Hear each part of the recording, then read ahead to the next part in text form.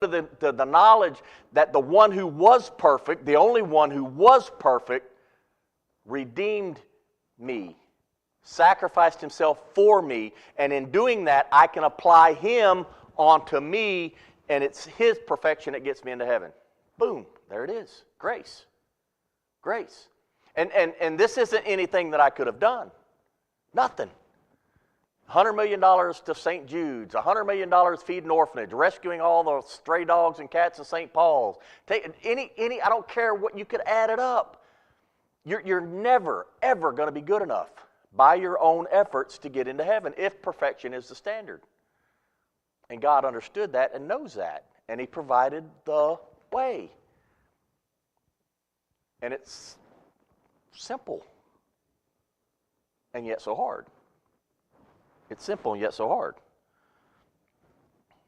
So this freedom that we're talking about is that freedom from the penalty of the sin, right, that we all are going to commit. But we did not give up and submit to these people or even for a moment, so that the truth of the gospel would be preserved for you.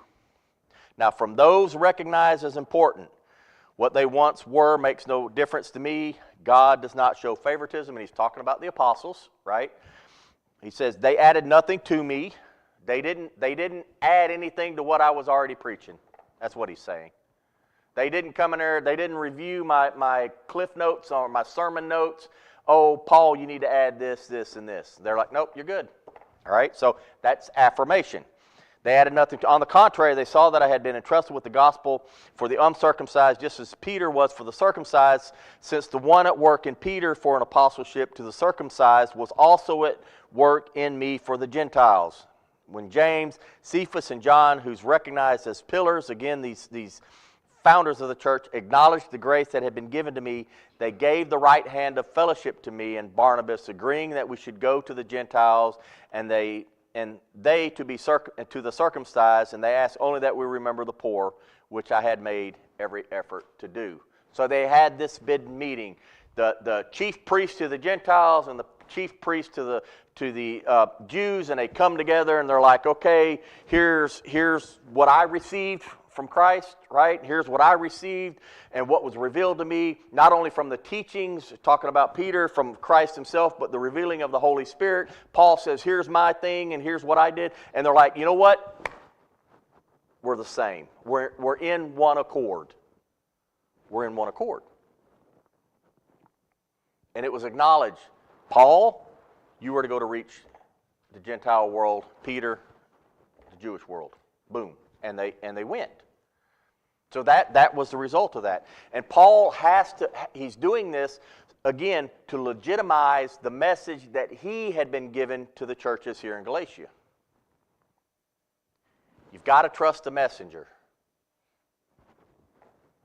You've got to trust the messenger. Here, especially. Right? And it's really, was Paul an apostle or not? That's the question. Was Paul teaching, preaching with the authority of God? That's the fundamental question. And he's laying it out. Yes, I have, and I am. Right? And by the way, the church agrees. All the other apostles agree. So I'm there. All right? Verse 11. Now, this gives us an insight of who Paul is. But when Cephas, Peter, came to Antioch, I opposed him to his face because he stood condemned. Peter, the rock. Peter, I will build my church. Him and Paul calls him out. Paul calls him out. For he regularly ate with the Gentiles before certain men came from James. However, when they came, he withdrew and separated himself because he feared those from the circumcision party. So when Peter showed up, he ate pork chops with me and Danny, right? Had some pork chop. And then some of his homeboys from Jerusalem show up, and he throws the pork chop down and gets the other side of the room. What do we call that? Hypocrite. Right? And I love Paul here. Paul